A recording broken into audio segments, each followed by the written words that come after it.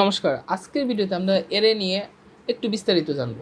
তো আমরা এমন না যে অ্যারে নিয়ে একেবারে সব কিছু জানবো, এটা আমরা পরবর্তীতে ফাংশন পড়ার পর আমরা পরবর্তীতে আরও অ্যারে নিয়ে জানবো।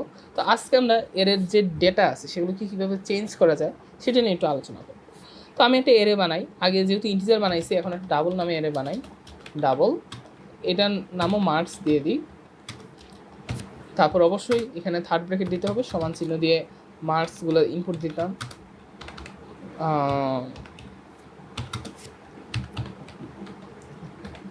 এইরকম 3টা মার্কস আমরা দিয়ে দিলাম।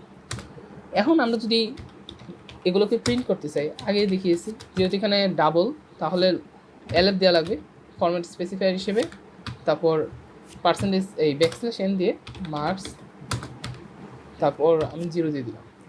এখন যদি কোডটাকে রান করে আপনাদের আউটপুট দেখাই, তো এটা আউটপুট হিসেবে চলে আসছে, সিম্পল। এখন আমরা চাই এই যে প্রথম অবস্থানের যে ভ্যালুটা আছে এটাকে চেঞ্জ করতে। এটাকে চেঞ্জ করতে পারবো?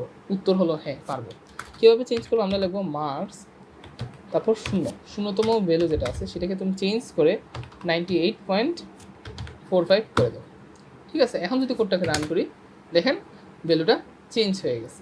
ভ্যালুটা খুব সুন্দরভাবে চেঞ্জ হয়ে গেছে। এভাবে আমরা যে কোনো ভ্যালু খুব সহজেই চেঞ্জ করতে পারি।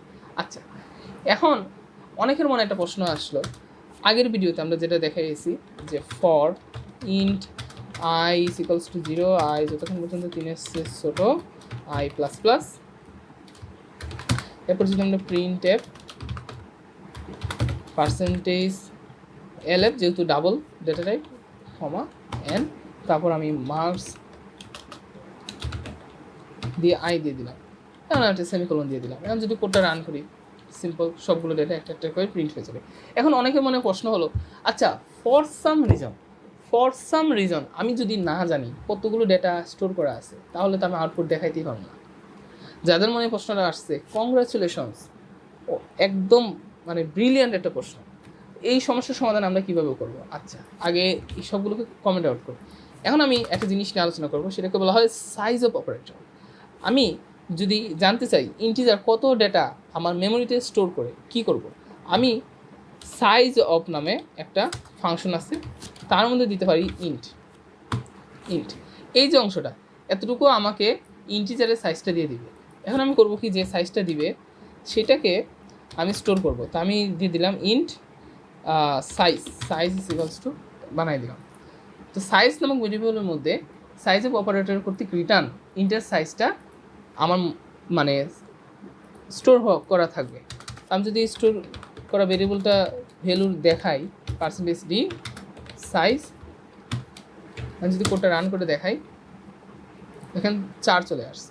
মানে ইন্টিজার আমার মেমোরিতে 4 বাইটস স্টোর করে। সাইজ অফ অপারেটর একটা ডেটা কত বাইট স্টোর করে সেটা দেখাই দেয়। তো সাইজ অফ অপারেটর ইন্টিজার কত বাইট স্টোর করে সেটা দেখাইছে, এটা সাইজের মধ্যে স্টোর হচ্ছে, আমরা সাইজটাকে এখানে প্রিন্ট করে দিছি। ঠিক আছে, এখন যেমন ইন্টিজার কত ডেটা স্টোর করে, কত বাইট স্টোর করে আমরা দেখতে পারি, তেমন একটা এরে কত ডেটা দখল করছে বা কত ডেটা স্টোর করছে সেটা আমরা দেখতে পাবো।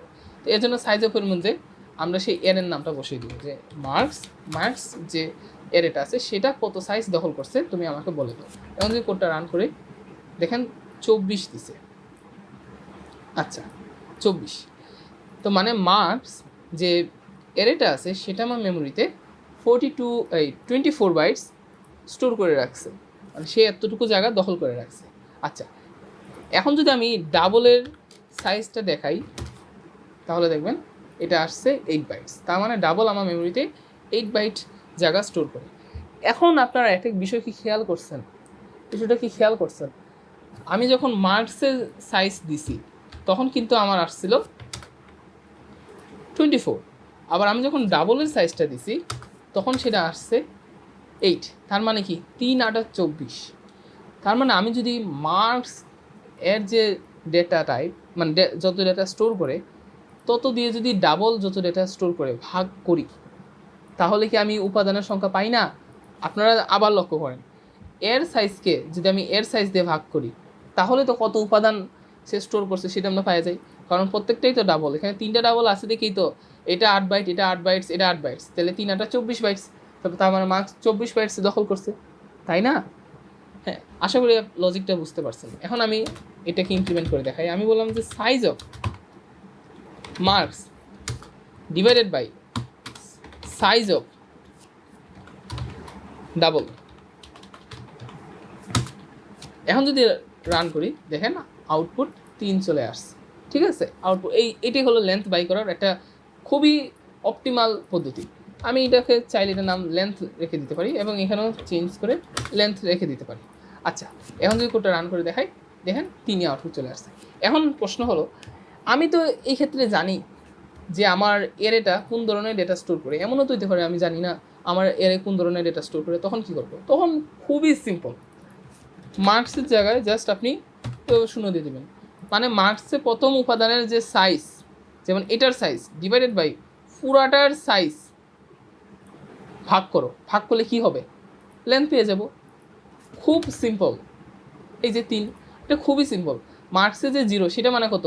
45.6। তো এটা কি? এটা তো ডাবল। তাহলে সাইজ অফ ডাবল হলো 8। আবার সাইজ অফ মার্কস পুরাটার সাইজ, এখানে যেহেতু 3টা আছে তাহলে 3 আর 24, 24 বাইটস। তাহলে 24 ডিভাইডেড বাই 8, তাহলে কত? 3 লেন্থ, এই কারণে 3 বের হয়ে গেছে। তো আমরা এই টেকনিকটাই কাজে লাগাবো।